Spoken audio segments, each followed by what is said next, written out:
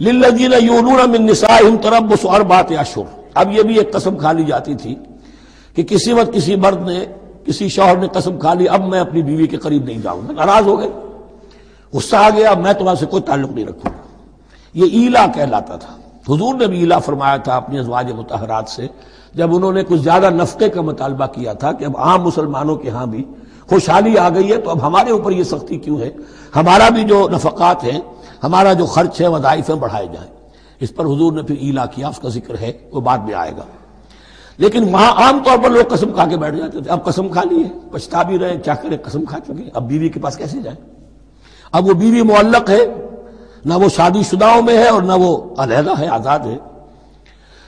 للذین یولون من نسائہم تربص اربعۃ اشہر، 4 مہینے کے لیے تو وہ انتظار کیا جا سکتا ہے۔